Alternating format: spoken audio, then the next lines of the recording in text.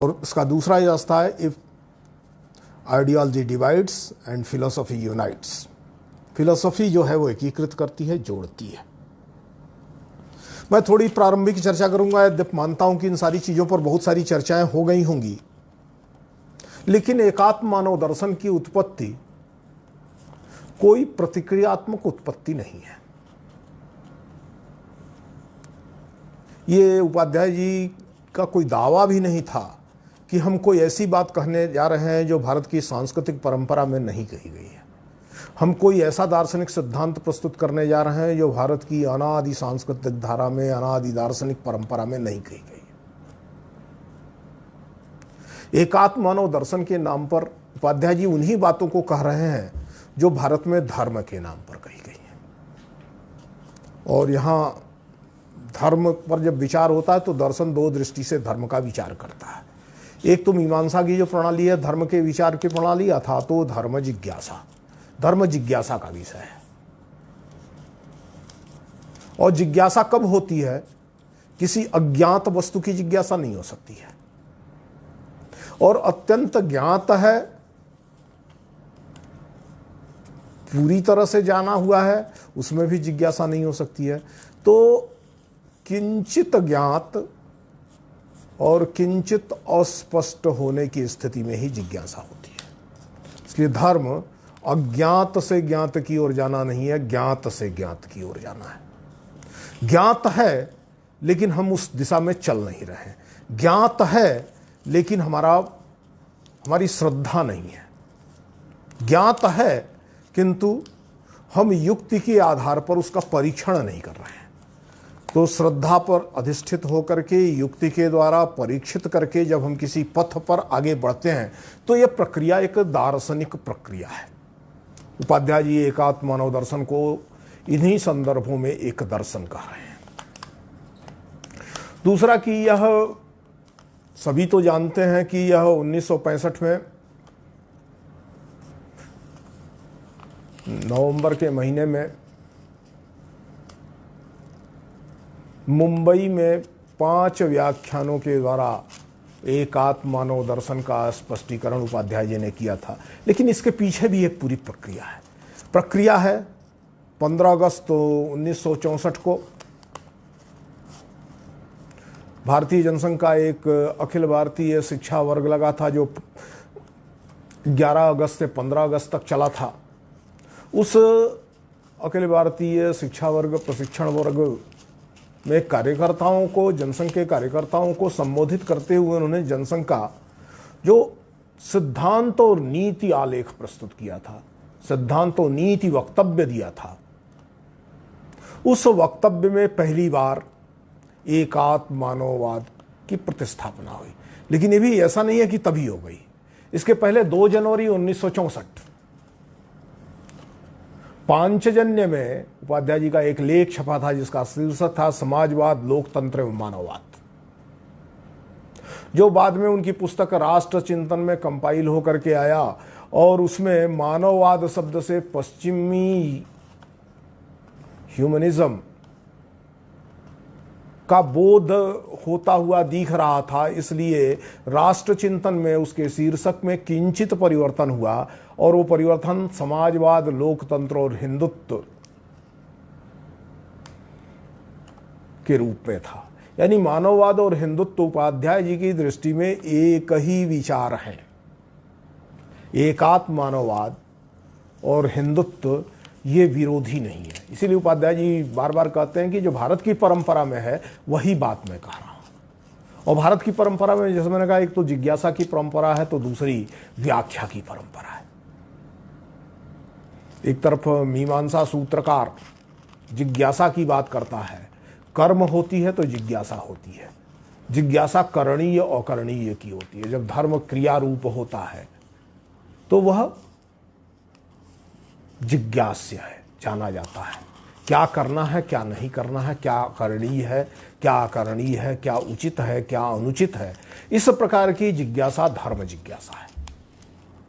तो दूसरी ओर जब गुणों का आख्यान किया जाता है, गुणों को बताया जाता है, तो उसके लिए व्याख्या की जरूरत पड़ती है।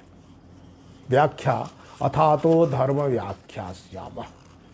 यह वैशेषिक सूत्रकार करता है।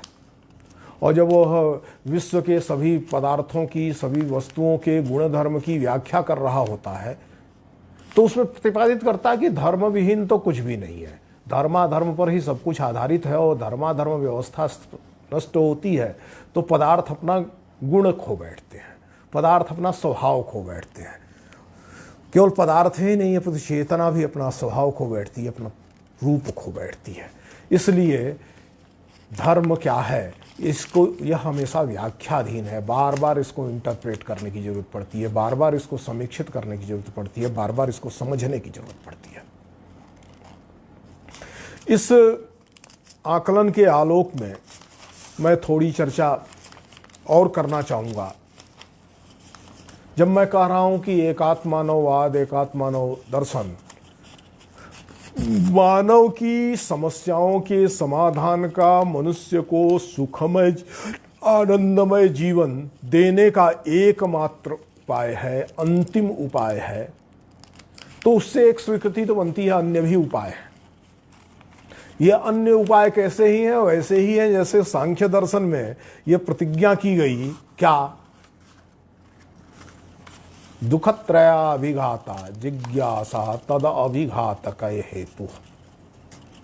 दुखत्रय के अभिघात की जिज्ञासा करनी चाहिए। दुख है, ये स्वीकृति है। पहले दुख किस रूप में है? तो दैहिक, दैविक, भौतिक के तीन प्रकार के दुख ही वास्तव में दुख हैं, हम सब जानते हैं। अब ये दुख हैं तो दुख का अभिघात करना, दुख को नष्ट करना है, समाप्त करना है। जब समाप्त करना है तो यह समाप्त कैसे होगा? इसके हेतु, इसके कारणों को जानना पड़ेगा।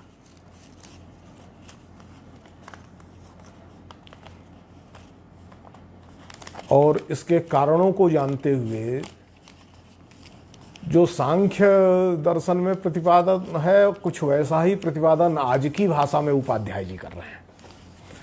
वहां कहते हैं दृष्टवदप्यानुश्रविका सहिषया अतिशय अविशुद्ध युक्तम तद विपरीतम व्यक्ता व्यक्तज्ञ विज्ञानात्।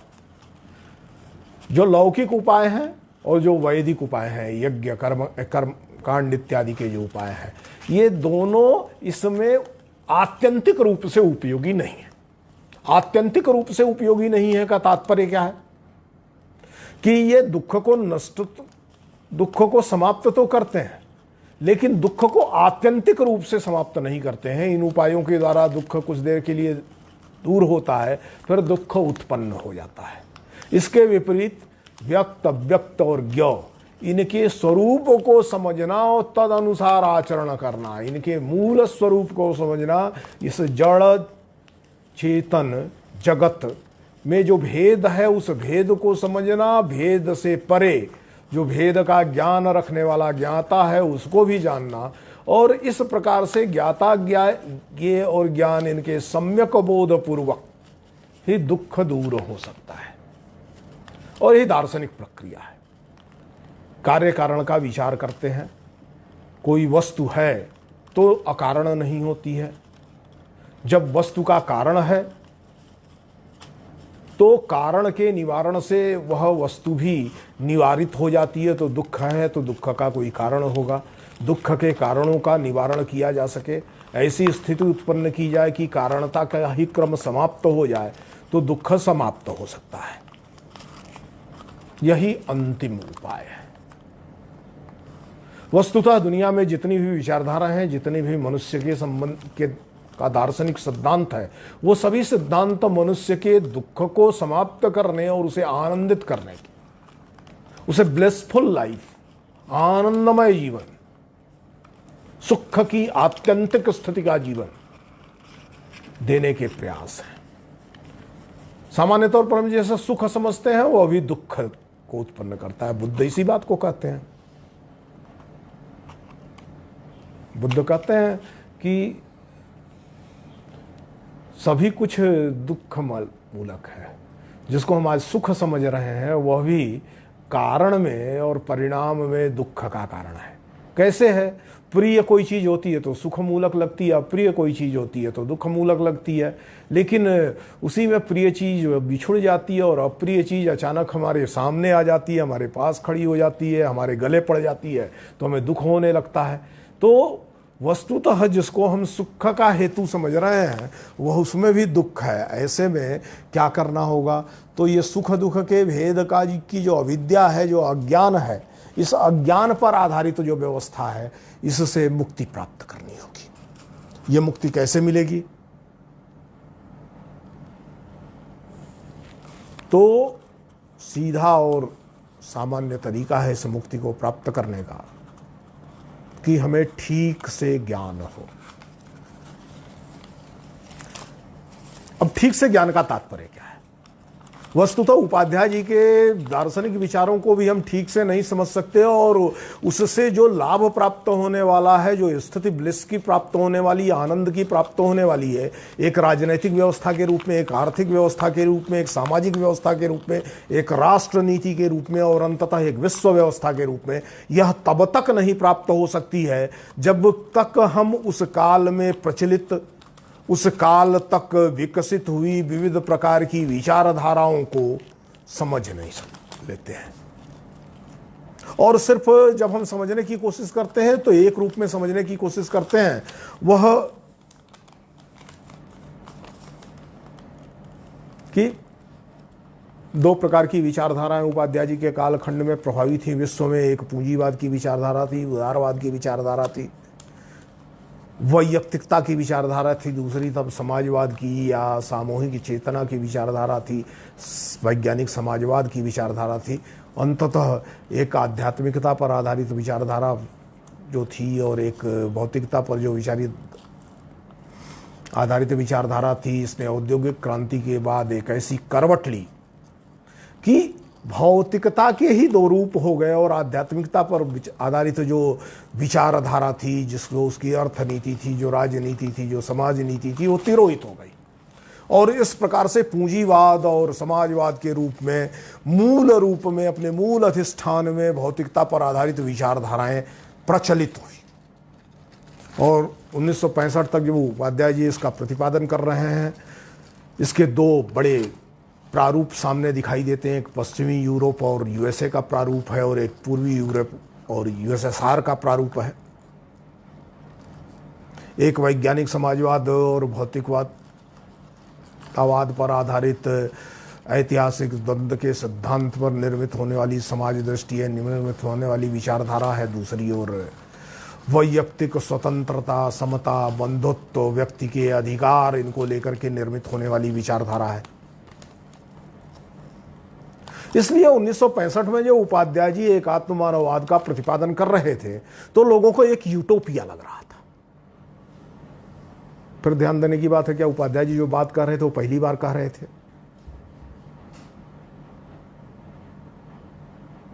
1958-59 में उन्होंने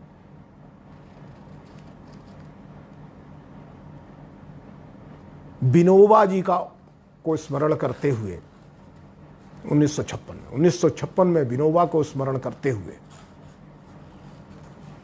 और ये कहा था कि विनोबा या कोई न कोई भारतीय संत विचारक क्यों नहीं भारत के प्रधानमंत्री को समझाने की कोशिश करता है कि जिस प्रकार के वैज्ञानिक समाजवाद पर आधारित और पूंजीवाद पर आधारित एक सम्मिश्र व्यवस्था के आधार पर भारत को निर्मित करने की योजना बन रही है, यह योजना भारत के स्वभाव, भारत के चित्त, भारत के सत्व के साथ मेल खाती हुई नहीं है और इसके बड़े खराब परिणाम भारत को भोगने पड़ेंगे। अगर विनोबा को उपाध्याय जी संदर्भित करते हुए भारतीय चित्त, भारतीय धर्म, यहाँ धर्म का तात्पर्य उपासना पंथ नहीं है, धर्म का तात्पर्य वह व्यावर्तक गुण है जो किसी राष्ट्र, किसी समाज, किसी व्यक्ति और परिवार को पहचानने का साधन बनता है, जो राष्ट्र और समाज में चिति के रूप में अभिव्यक्त होता है और मनुष्य में चेतना के रूप में अभिव्यक्त होता है, वह धर्म है। ठीक ये वैसा ही धर्म है, इसे गुण के रूप में भी समझा जा सकता है। जैसे पानी का धर्म शीतलता है और अग्नि का धर्म दाहकता है। तो उस धर्म को भारत के धर्म पर आधारित व्यवस्था की निर्मित क्यों नहीं होनी चाहिए। ये बात उपाध्याय जी जब कह रहे थे तो कोई नई बात नहीं कर रहे थे, 1909 में गांधी ने भी कहा था और 1909 से लेकर के 1948 तक गांधी भी लगातार इस बात को कह रहे थे कि भारत को पश्चिम से आ रही हवा के चक्कर में, आइडियोलॉजी को हवा कहते हैं, कि हवा के चक्कर में नहीं फंसना चाहिए। दानवी हवा है, ये दानवी सभ्यता है और इसके स्थान पर भारत को दैवी सभ्यता की बात करनी पड़ेगी, दैवी जीवन प्रणाली की बात करनी पड़ेगी। वही भारत का धर्म है। 1924 में उन्होंने कहा था, इसी को मैं रामराज्य कहता हूं, इसी को मैं धर्मराज्य कहता हूं,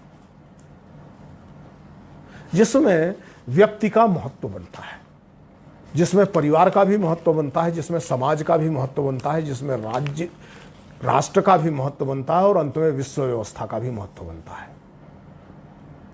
यूरोप के अंदर जो समाज विज्ञान विकसित हुए थे, उन समाज विज्ञानों ने एक जो विश्व व्यवस्था निर्मित की थी, उसके केंद्र में व्यक्ति था। केंद्र से उस व्यक्ति को आवृत्त करता हुआ एक अलग वृत्त परिवार का था, उस वृत्त को आवृत्त करता हुआ समाज का वृत्त था और उस वृत्त को आवृत्त करता हुआ एक राज्य का या राष्ट्र का वृत्त था, उसको आवृत्त करता हुआ एक विश्व का वृत्त था और एक विश्व मानवता का वृत्त था।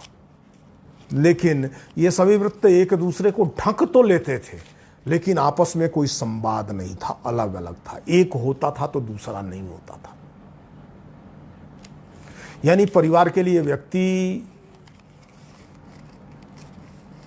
के लिए समाज के लिए परिवार समाज, राष्ट्र के लिए समाज और विश्व के लिए राष्ट्र, इन इकाइयों को तिरोहित होना पड़ता था। जबकि उपाध्याय जी मानते हैं ये सभी इकाइयां एक साथ हैं, हर समय ये सबकी सब बनी रहती हैं, तिरोहित नहीं होता। और सब में जो पार्टिसिपेट करता है, जो सहभागी होता है, इन सभी इकाइयों की जो निर्मित, जो आकार देता है, वह व्यक्ति है, वह मानव है। अब व्यक्ति से लेकर के और परमेष्टि तक फैली हुई जो मानव चेतना है, इस मानव चेतना का एकात्म बोध, यह मानव दर्शन है। यह यूरोप के मानवतावाद के सिद्धांतों से उलट है। यूरोप का मानवतावाद का सिद्धांत वस्तुतः कहां से शुरू होता है, उसको मानवतावाद के उस सिद्धांत को हम सोफिस्टों की अवधारणा में ह्यूमन्सुराइज्ड अप्रोच में देख सकते हैं। Man is the measure of all things, जो मनुष्य के लिए श्रेष्ठ है वही मात्र श्रेष्ठ है, जो और अंततः ये इसकी परिणति प्राप्त होती है, जो मेरे लिए उपयोगी है, जो मेरे लिए श्रेष्ठ है, वही श्रेष्ठ है, वही ग्रहण करना चाहिए। और ये बाद में जॉन स्टुअर्ट मिल की याद करें, जॉन स्टुअर्ट मिल अंत में जो कहता है कि अंत में एकांतिक रूप से मनुष्य की व्यक्तिगत स्वतंत्रता और व्यक्तिगत अस्तित्व महत्वपूर्ण है, आत्मरक्षा महत्वपूर्ण है, और अपनी आत्मरक्षा के लिए मनुष्य कुछ भी कर सकता है, यह उसकी स्वतंत्रता होनी चाहिए। आत्मरक्षा महत्वपूर्ण तो है, लेकिन आत्म क्या है? व्यक्ति है या आत्म समष्टि है? यदि आत्म व्यक्ति है तो यह स्वार्थी मनुष्य है जो अपने जीवन के लिए अन्यों के जीवन को संकट में भी डालता है। उपाध्याय जी इसकी पूरी समीक्षा करते हुए कहते हैं कि अभी पूंजीवाद और समाजवाद नाम की जो राजनीतिक प्रणालियां दुनिया में हैं, वह पूंजीवाद और समाजवाद नाम की राजनीतिक प्रणालियों ने, एक ने केवल उत्पादन के बारे में विचार किया और एक ने केवल वितरण के बारे में विचार किया है। दोनों ही व्यवस्थाएं इसका उपभोक्ता जो है उसका बारे में विचार नहीं करती है। उत्पादन का विचार करना और वितरण का विचार करना, और ये दोनों मिलकर के भी विचार नहीं करती हैं कि उत्पादन और उत्पादन का वितरण होना चाहिए। उत्पादन और उत्पादन के वितरण में उत्पादक है जो उपभोक्ता भी है, उपभोक्ता है जो उत्पादक भी है, और ये समाज नितांत उत्पादक और उपभोक्ता के बीच भेदपूर्वक नहीं है, ये बाइनरी नहीं है, ये द्वैराश्य भेद पर नहीं है। एक कोई उत्पादक है तो दूसरा उपभोक्ता है। इनके बीच का अंतर संबंध है, इनमें परस्पर आश्रितता है। अब ये आश्रितता लाभ की होगी, ये आश्रितता सहयोग की होगी, ये आश्रितता सहकार की होगी, इसके आधार पर समाज बनता है।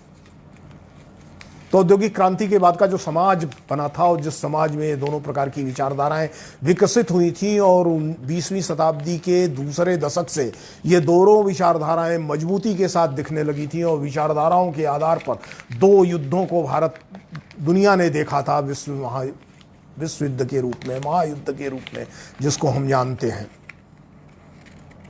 उसका पूरा आकलन करने के बाद, भारत की स्वतंत्रता के बाद भारत की जो राजनीतिक स्थिति बन रही थी, भारत का में जो समाज की निर्मिति बन रही थी, भारत में जो व्यक्ति का महत्व बन रहा था, भारत की जो सांस्कृतिक चेतना थी, उस सांस्कृतिक चेतना का जो स्वरूप बदला जा रहा था, इन सब की व्यापक समीक्षा करने के बाद उपाध्याय जी ने एकात्म मानव दर्शन की बात की थी। ये एकात्म मानव दर्शन वस्तुतः गांधी का हिंद स्वराज्य, जिसमें वो सर्वोदय की अवधारणा को प्रस्तुत करते हैं, जिसको बाद में विनोबा ने विकसित किया था, उसी का एक युक्त उपबृंहण है। जहां गांधी के स्वराज्य की अवधारणा में एक संत स्वरूप मात्र दिखाई देता है, आम आदमी, साधारण आदमी नहीं दिखाई देता है। विनोबा में एक क्रियाशील व्यक्ति तो दिखाई देता है, लेकिन वो क्रियाशील व्यक्ति भी तभी जो है वह उपयोगी है, तभी वह एक कल्याणकारी व्यवस्था में योगदान कर सकता है, जब वो गांधी के द्वारा प्रतिपादित एकादश व्रतों का पालन करने वाला अत्यंत संत चरित्र मनुष्य है। उसमें साधारण मनुष्य, आम व्यक्ति, जिसमें अपनी चिंता भी है और दूसरों की भी चिंता है, अपने सुख का भी जो विचार करता है, दूसरों के सुख का भी विचार करता है, जिसमें स्वार्थी मनुष्य की जो दुष्प्रवृत्तियां हैं, उन दुष्प्रवृत्तियों को दूर करते हुए, उन दुष्प्रवृत्तियों का परिसीमन करते हुए, उसमें श्रेष्ठ मनुष्य के सद्गुणों का उद्भावन करते हुए व्यक्ति का निर्माण करके समाज का निर्माण, राष्ट्र का निर्माण और अंततः विश्व व्यवस्था का निर्माण किया जा सके। ये बातें दिखाई नहीं देती हैं। उपाध्याय जी का जोर इसी पर है। उपाध्याय जी का जोर एकात्म मानव दर्शन में एक निर्मित व्यक्ति, एक संस्कारित व्यक्ति, एक चैतसिक क्षमता से संपन्न व्यक्ति, एक ऐसा व्यक्ति जो अपनी क्षमताओं का विस्तार करते हुए, अपने सुख और आनंद के संसाधनों का सृजन करते हुए, अन्यों के भी संसाधनों सुख के लिए विचार करता है। यानी Darwinian approach, survival of the fittest, जो योग्य है, जो समर्थ है, जो ताकतवर है, वही जीवित रहेगा। जो समर्थ नहीं है, योग्य नहीं है, क्षमतावान नहीं है, वह जीवित नहीं रहेगा। इस प्रकार की जो सामाजिक स्वीकृति थी और उसके आधार पर राजनीतिक सिद्धांत भी बन रहे थे, उसके आधार पर सामाजिक सिद्धांत भी विकसित हुआ था, अर्थनीति भी बनी थी और राष्ट्रों के बीच युद्ध भी हुए थे। इन सब से छुटकारा पूरे विश्व को प्राप्त हो सके और इसके मॉडल के रूप में भारतीय समाज, भारतीय जन, भारत राष्ट्र खड़ा हो सकेगा, इसका एक दर्शन प्रस्तावित करते हैं। ये सही बात है कि 1965 में जब प्रस्तावित कर रहे हैं, उस समय यह बड़ी दूर की बात लगती थी। दूर की बात इसलिए लगती थी कि भारत की आवाज़ दुनिया में नहीं थी, भारतीय विचारों की आवाज़ दुनिया में नहीं थी। पूरी दुनिया या तो समाजवादी होना चाहती थी, या तो पूंजीवादी होना चाहती थी। पूरी दुनिया या तो यूएसए होना चाहती थी, या पूरी दुनिया यूएसएसआर होना चाहती थी। पूरी दुनिया या तो भौतिकवाद के रास्ते चलना चाहती थी या उदारवाद के रास्ते चलना चाहती थी। वैज्ञानिक समाजवाद और पूंजीवादी उदारवाद के बीच उसको एक को चुनना ही पड़ता था। पूरी दुनिया या तो कम्युन के रास्ते चल सकती थी या इंडिविजुअल के ताकत के रास्ते चल सकती थी। एक तरफ सुपरमैन की अवधारणा, अत्यंत शक्तिशाली व्यक्ति और उस शक्तिशाली व्यक्ति के नेतृत्व में दुनिया चलेगी, अवधारणा बन रही थी। दूसरी तरफ एक शक्तिशाली राज्य बनेगा और उस शक्तिशाली राज्य के अधीन दुनिया चलेगी। इस प्रकार की अवधारणा बन रही थी। इन अवधारणाओं के बीच जहाँ व्यक्ति, समाज, परिवार, राष्ट्र और विश्व, इन सबके बीच समन्वय होगा, इन सबके बीच बैलेंस होगा, सममिति होगी, इस व्यवस्था के बारे में सोचा नहीं जा सकता था और 1980 तक ये व्यवस्था चलती रही। 1980 के बाद का कालखंड, जब एक लौह आवरण टूटा, वैज्ञानिक समाजवाद, बदलते उत्पादकता संबंधों के आधार पर बनने वाली चेतना का सिद्धांत, उत्पादकता का स्वरूप बदलता है तो मनुष्य की चेतना बदलती है, इसके आधार पर निर्मित हुई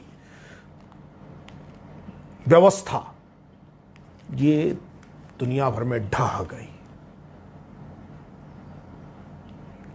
उसने भी उदारवादी चोला पहना। पेरेस्ट्रोइका और ग्लासनोस्ट की अवधारणाएं विकसित की गई और 1980 से लेकर के 1990 तक का दौर दुनिया में इस परिवर्तन का दौर था। 1990 में विश्व बाजार पूरी दुनिया में पूंजी के निर्बाध प्रवेश और व्यापार के लिए व्यापारियों को, पूंजीपतियों को, कारपोरेट्स को निर्बाध अवसर प्राप्त हो, इसके सिद्धांत गढ़े गए और राज्य व्यापार के नीचे आ गया। वर्ल्ड ट्रेड ऑर्गेनाइजेशन की निर्मित के बाद दुनिया भर के सभी राष्ट्रों की इस दृष्टि से जो आर्थिक राष्ट्रवाद था, अर्थ केंद्रित राष्ट्रीयता का सिद्धांत था, अपने देश के आर्थिक नीतियों को अपने ढंग से संचालित करने का जो उनका स्वरूप था वो समाप्त हो गया। तो फिर एक बार नए सिरे से विचार आया और इसका परिणाम क्या हुआ? इसका परिणाम हुआ कि साम्यवाद और उदारवाद ने एक साथ चलना स्वीकार किया और 1990 के बाद चीन और अमेरिका का एक साथ आना, चीन और अमेरिका का दुनिया में सबसे बड़ा व्यापारिक साझेदार बनना, वैयक्तिक पूंजी के सिद्धांत को चीन के द्वारा स्वीकार किया जाना और अमेरिका में नियोलिबरलिज्म के नाम पर समाजवादी दृष्टिकोण को स्वीकार करने की अवधारणा का बनना, एक नई किस्म से फिर इस दुनिया को परिभाषित करने की कोशिश की जाने लगी। इसमें मजबूत राष्ट्रों के द्वारा दुनिया के अन्य राष्ट्रों का संचालन होगा, मजबूत जातियों के द्वारा अन्य जातियों का संचालन होगा, यानी रेशियल डिक्टेटरशिप।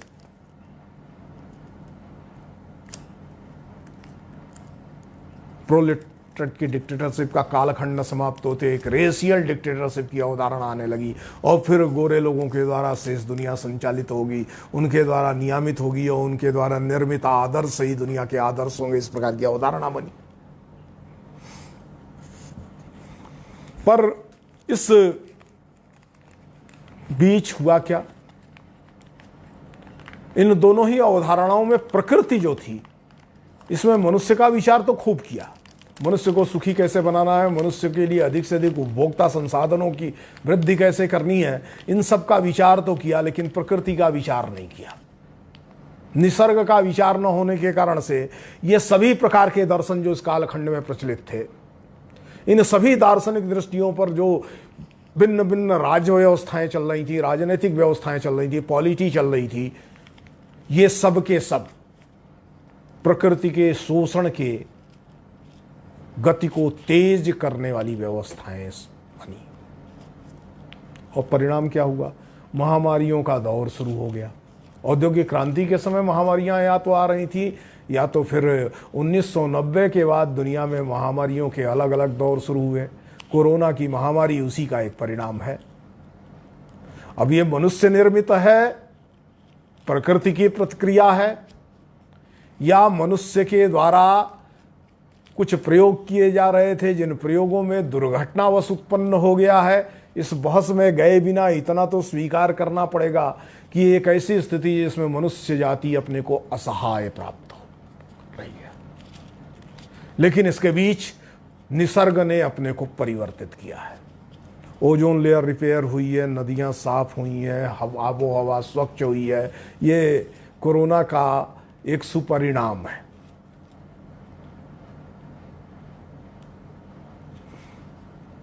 इस प्रकार के सुपरिणाम प्रकृति के विक्षोभ के द्वारा और प्रकृति की प्रतिक्रिया के द्वारा न निर्मित हो, इसके लिए भी एकात्म मानव दर्शन ही एकमात्र दर्शन है जिसमें प्रकृति मनुष्य के शोषण के लिए नहीं है, अपितु मनुष्य की आवश्यकताओं के लिए उसका कितना दोहन किया जा सकता है, कितनी उस पर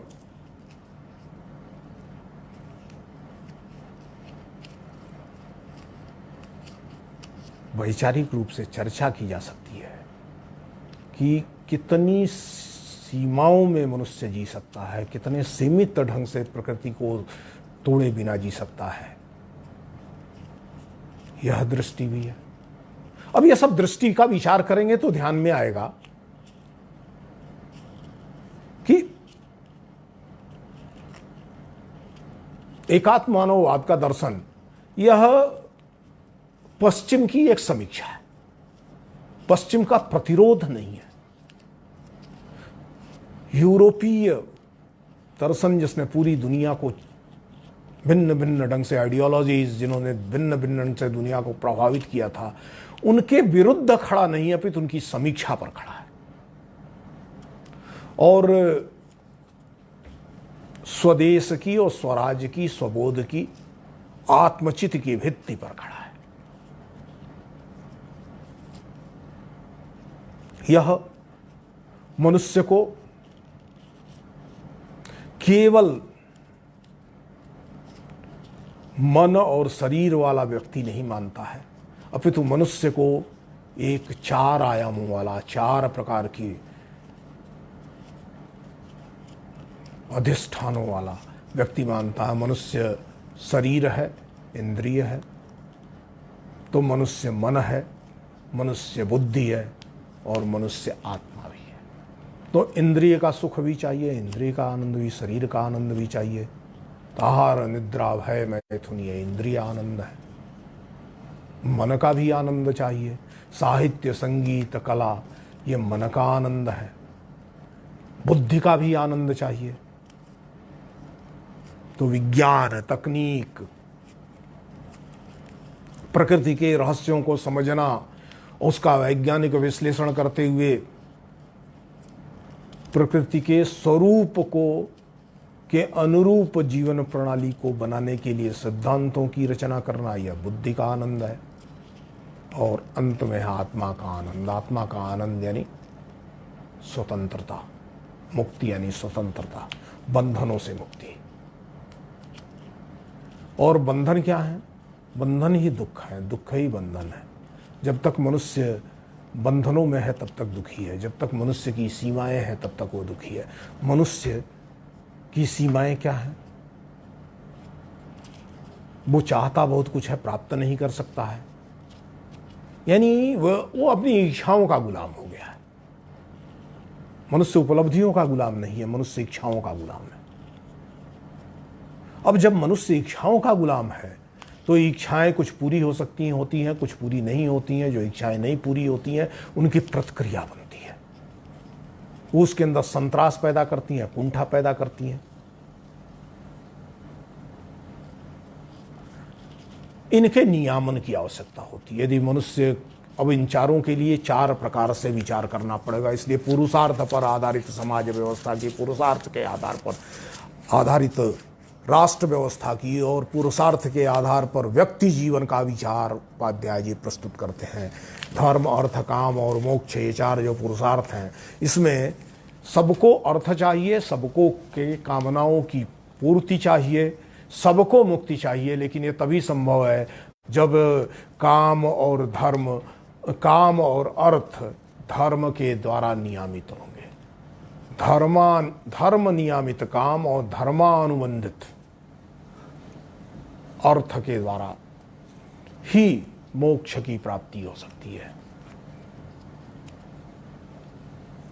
इसलिए और ये जो चार चीजें हैं, शरीर, मन, बुद्धि और आत्मा, ये सिर्फ मनुष्य की नहीं है।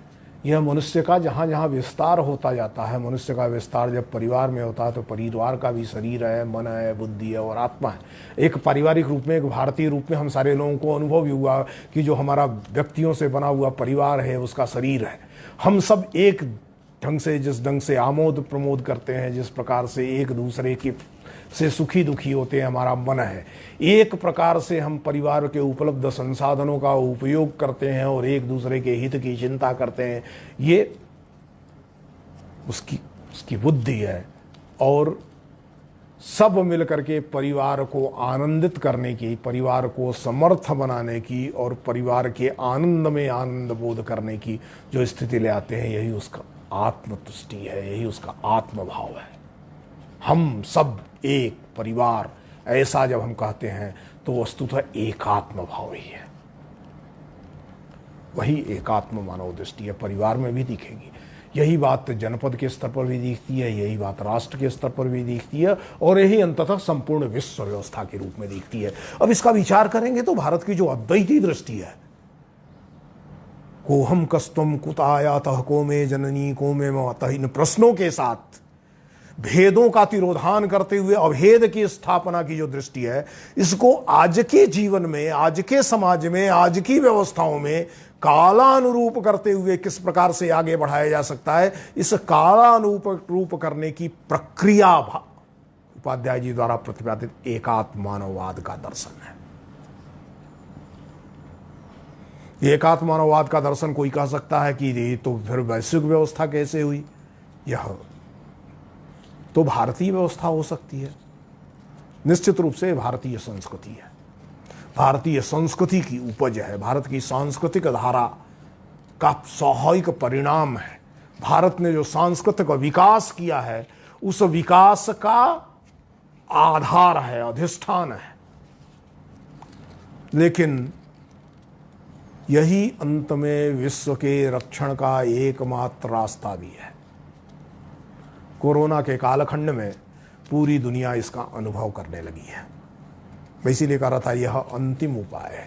एकात्म मानव दृष्टि को सामने रखते हुए विचार करना अंतिम उपाय है। यदि हम स्टुअर्ट मिल के रास्ते से व्यक्ति को प्राण रक्षा करनी चाहिए, इसके लिए किसी को समाप्त करने की जरूरत है, तो उसको समाप्त भी किया जाना चाहिए, तो कोरोना चीन में जैसे खत्म हुआ उस रास्ते को जस्टिफाई करना है। यह डार्विनियन अप्रोच का स्वाभाविक परिणाम है।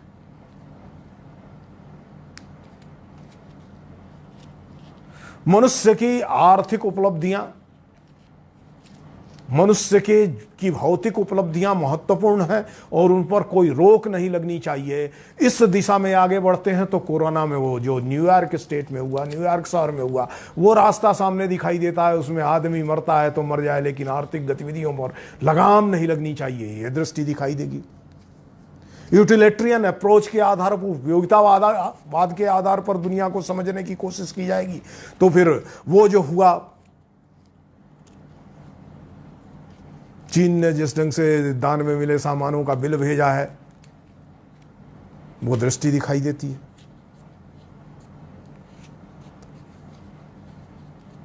हम भी जीवित रहेंगे, दूसरों को भी जीवित रहने के अवसर प्रदान करेंगे। हमारी रक्षा इसलिए होनी चाहिए कि हम दूसरों की रक्षा कर सकें।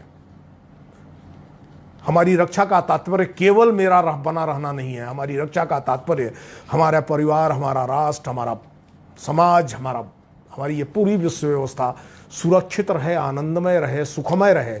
इस दृष्टि के साथ जो जीवन है, उस जीवन को ही भारतीय जीवन दृष्टि, उसी को एकात्म मानव दर्शन, उसी को विश्व के लिए अंतिम उपाय और अंतिम समाधान के रूप में समझा जा सकता है।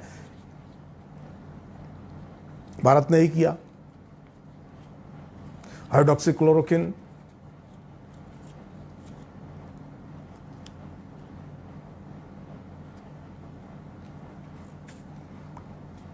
इसको हमने सबको देना स्वीकार किया, धमकाने वाले को भी देना स्वीकार किया, और जो हमको धमकी के आंख भी उठा के नहीं दे सकता था उसको भी देना स्वीकार किया।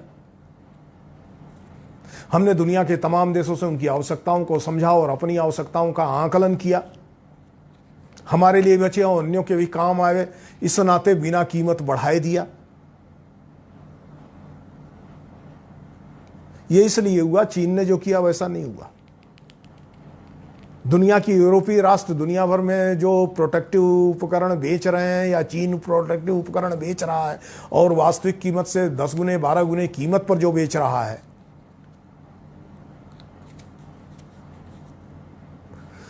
वैसा हमने नहीं किया, इसलिए कि यह भारत का स्वभाव नहीं है। संकट के समय शत्रु के साथ भी खड़ा होना, संकट के समय शत्रु के भी प्राण रक्षा का यत्न करना, यह स्वीकार करना कि सारी दुनिया हमारे उपभोग के लिए है, प्रकृति जो है हमारे उपभोग के लिए है, लेकिन इसका त्याग पूर्वक उपभोग करना है। यह ईसावास्य उपनिषद की पंक्ति एकात्म मानववाद की व्यक्ति, परिवार, समाज, राष्ट्र और विश्व व्यवस्था का नियामक सिद्धांत है। तेन त्यक्तेन भुंजीथा मागृधकस्य स्विद्दनम ओम ईशावास्यमिदं यत्किंच जगत्तेन जगत् तेन त्यक्तेन भुंजीथा मागृधकस्य स्विद्दनम। यह संसार में जो कुछ हुए हो तुम्हारे उपभोग के लिए है, लेकिन इसका त्याग पूर्वक उपभोग करना है। जो अन्यों का हिस्सा है, अन्यों का है, उसके प्रति लालच नहीं रखनी है। जितने से हमारा काम चल जाता है उतने तक अपने को सीमित रखना है। अपनी उपभोक्ता दृष्टि को, अपने ऐन्द्रिक आस्वाद को बढ़ाना नहीं है, इसको सीमित करने का प्रयास करना है। यही बात गांधी भी कह रहे थे, यही बात विनोबा भी कह रहे थे, यही बात दीनदयाल उपाध्याय भी कह रहे हैं। लेकिन हमने ऐन्द्रिक आस्वाद को बढ़ाने वाले और उस ऐन्द्रिक आस्वाद को पूर्ति करने के लिए व्यवस्था की निर्मित के अनेक सिद्धांत निर्मित किए, जिसके कारण से, जिसमें मिक्स इकोनॉमी भी एक है, इन सब को मिला करके एक जो स्थिति बनती है, उस स्थिति को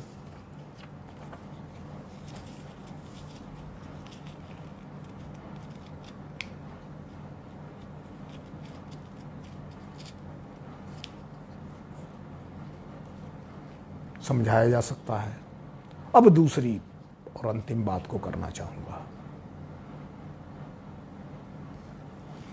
कि कोरोना की महामारी ने पूरी दुनिया के विज्ञान को, पूरी दुनिया के समाज विज्ञान को, उसकी सीमाएं बता दी हैं। दुनिया के पैमाने पर लालच और अहंकार, इन दोनों को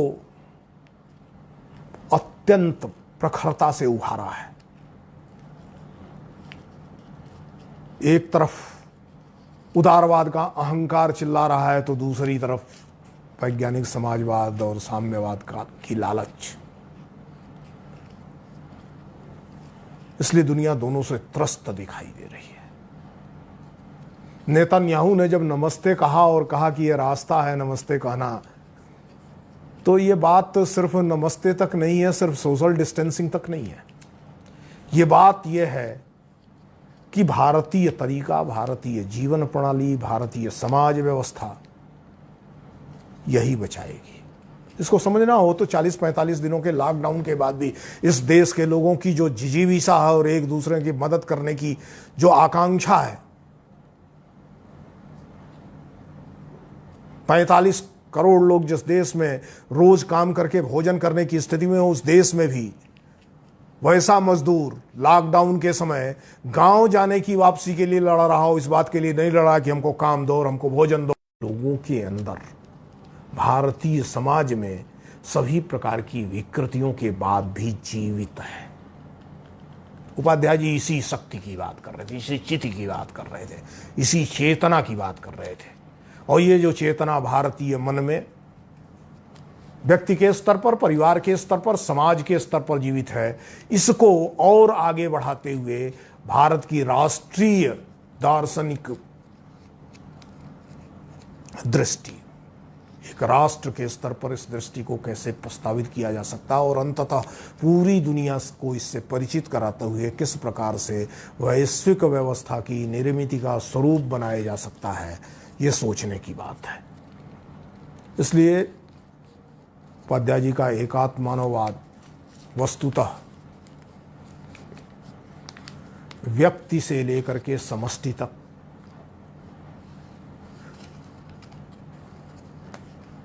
दूसरों को सुखी करने, आनंदित करने में अपने आनंद को देखने की प्रणाली है। अपने ऐन्द्रिक आस्वाद को लगातार कम करते हुए, सेंसुअस प्लेजर को लगातार कम करते हुए, बौद्धिक आनंद से आत्मिक आनंद तक इसको बढ़ा करके, इसको गुणवत्ता देते हुए किस प्रकार से व्यक्ति समाज का जीवन निर्मित किया जा सकता है, इसका एक प्रस्ताव है। एक यह स्वावलंबी व्यक्ति, स्वावलंबी गांव और स्वावलंबी राष्ट्र बनाने की दिशा में, और एक ऐसा स्वावलंबी जो सिर्फ अपने लिए पूरी दुनिया का उपयोग नहीं करेगा, अपने स्वावलंबन के द्वारा अर्जित का पूरी दुनिया के सुख के लिए उपयोग करने की मनोवृत्ति वाला होगा। इस प्रकार का समाज और राष्ट्र बनाने का दर्शन है। अंततः दुनिया को इसी रास्ते पर आना होगा यदि विश्व मानवता की रक्षा होनी है, तो इसके सिवा और कोई रास्ता नहीं है। तेन त्यक्तेन भुंजी था माग्रदकस्यस्विद्धनम, इसके सिवाय कोई रास्ता नहीं है। यही अंतिम रास्ता है। जियो और जीने दो, धर्मपूर्वक जियो और धर्मपूर्वक जीने दो, सद्गुणों के साथ जियो और सद्गुणों को के साथ जीने दो। इसके यत्न की व्यवस्था, इसके यत्न की अर्थनीति, इसके यत्न की समाज नीति, इसके यत्न की राजनीति जिस रास्ते से बन सकती है, वह रास्ता एकात्म मानव दर्शन है। इन्हीं शब्दों के साथ मैं ये जो बातें कहनी थी मैं पूरा कर रहा हूं, लेकिन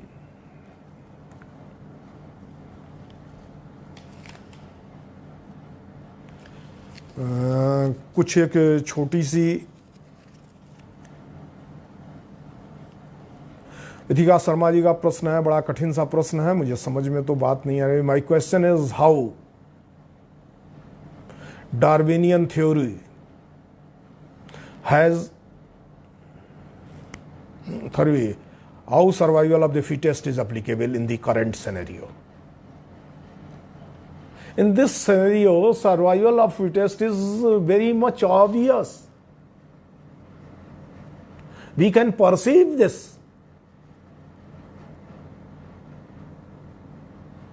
Chinese are the very crude example of that.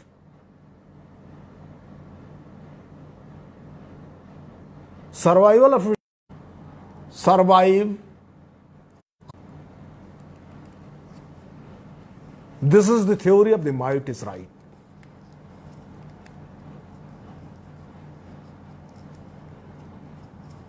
And Darwinian theory is a biological theory. Actually, we have to understand this phenomena of current world, whether that is the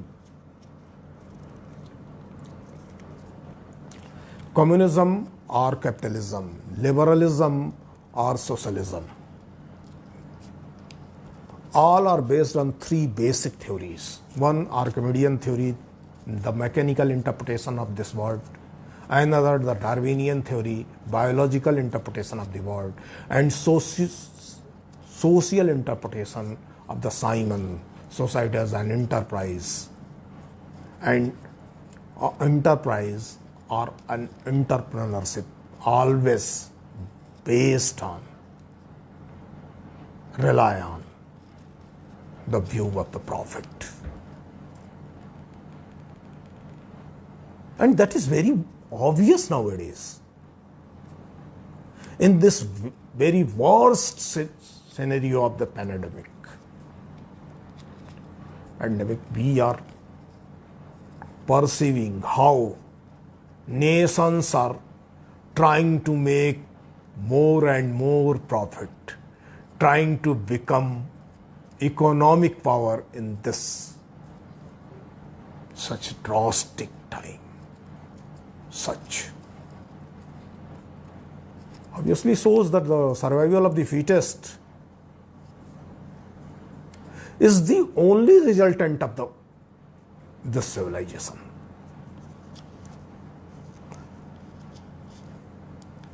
how we Indians are still in the better position than other countries in context of medicals? No, we are not in better position. As so far the medical facilities are some concerned, we are in very pity situation. We are not having ample medical facilities. In spite of all, we are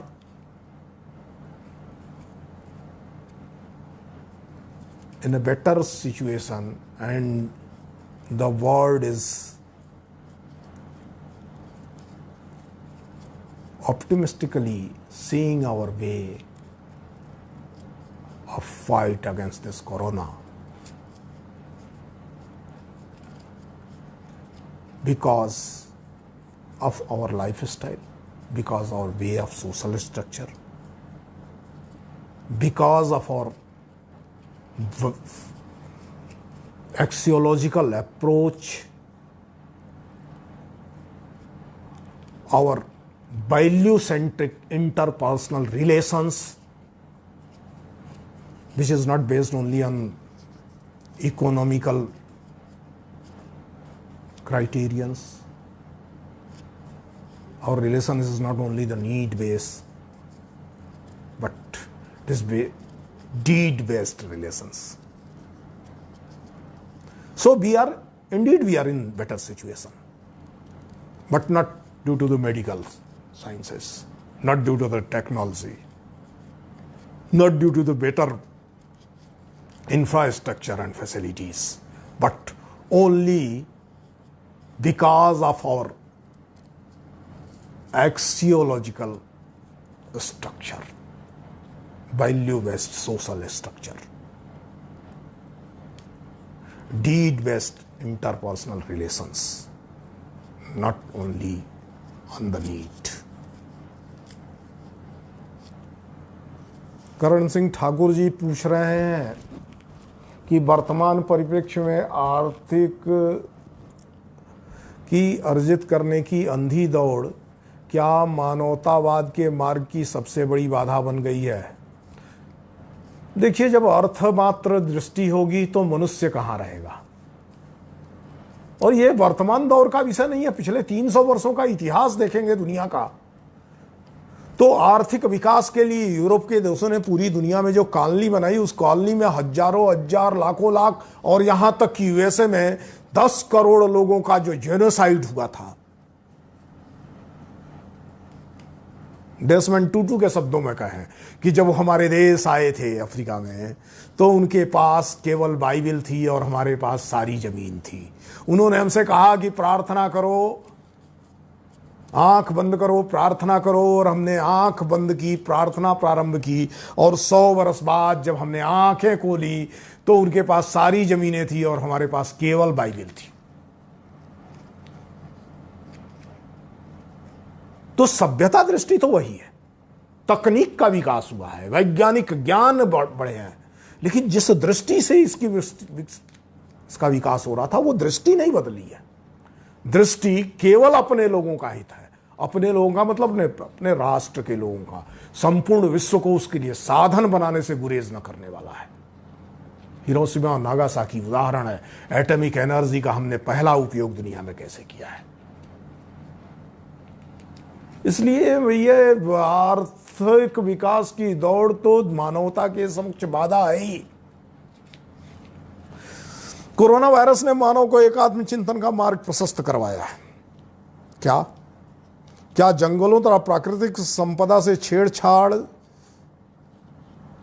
मानव जाति के विनाश का कारण होगा?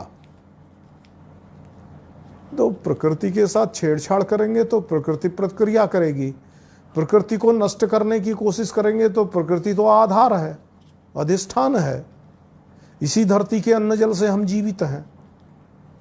अभी तक अन्न जल का कोई विकल्प मनुष्य जाति ने खोजा नहीं है, और अन्न जल जहां से मिलता है उसके साथ शत्रुता का व्यवहार हम सैकड़ों वर्षों से करते चले आ रहे हैं।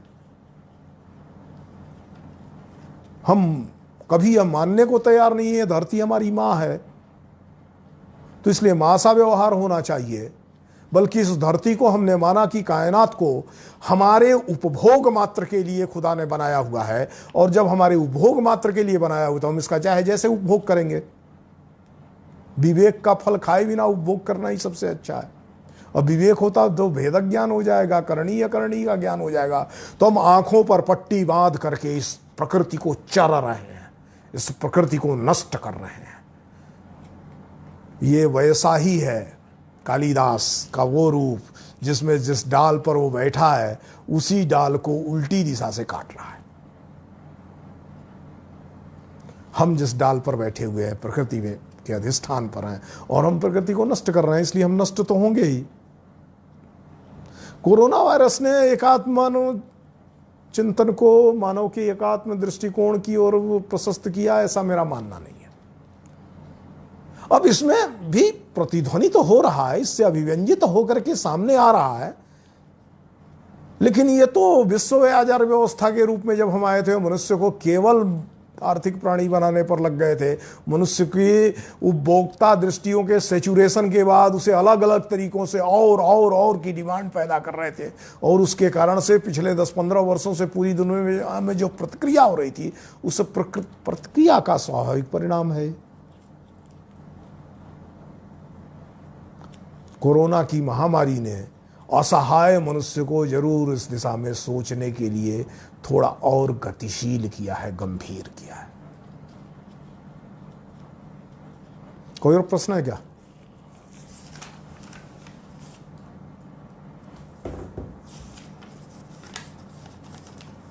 एक ही प्रश्न होगा।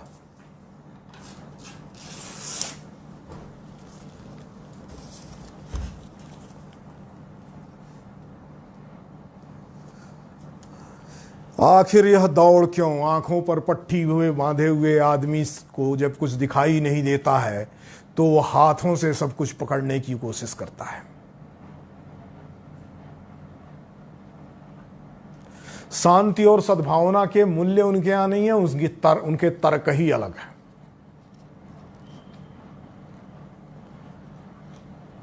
सद्भाव उनका विश्व ही अलग है, वो अपने विश्व के लिए जी रहे हैं।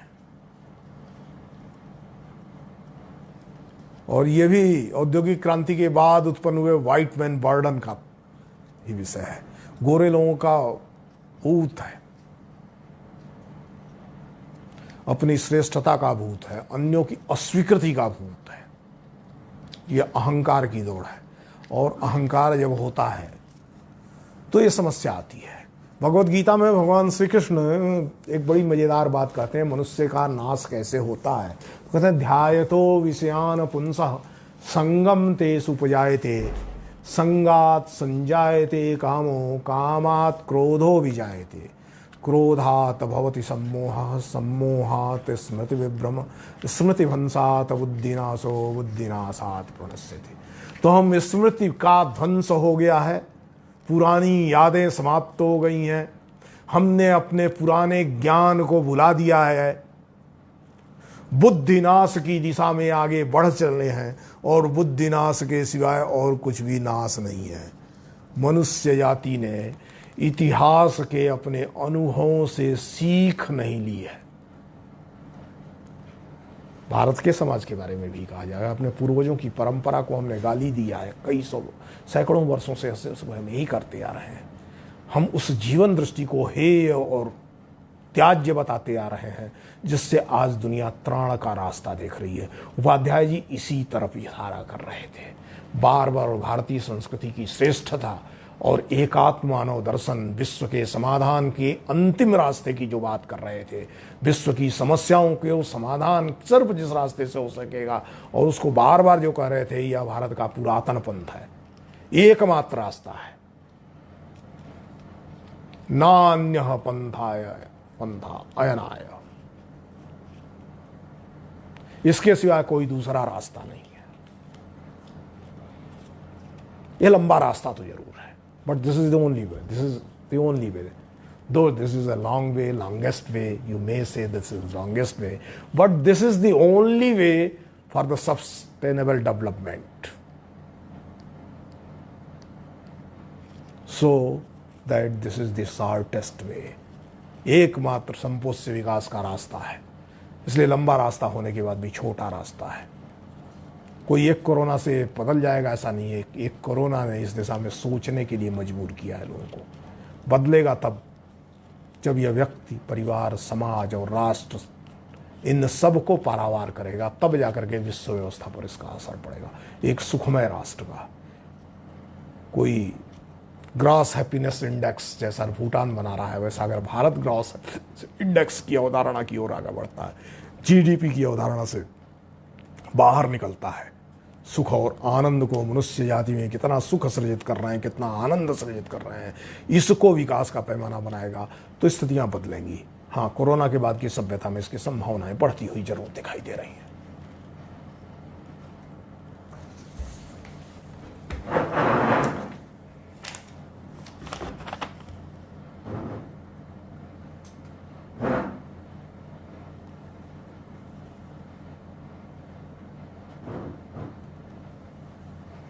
अब मुझे लगता है कि निर्धारित समय से 5 मिनट अधिक हो गया है, इसलिए अनुशासन ये कहता है कि समय से प्रारंभ करना चाहिए, समय से समाप्त करना चाहिए। इसलिए मैं अपनी बात को पूरी कर रहा हूँ। कुछ प्रश्न ऐसे ज़रूर रह गए हैं जिन पर मैं चर्चा नहीं कर पाया, फिर कभी मौका मिलेगा तो देखेंगे, या आपके प्रश्न मैसेज में हैं और इन मैसेज और कमेंट्स के बीच कोशिश करूँगा कि इनके उत्तर भेज दूँ। नमस्ते।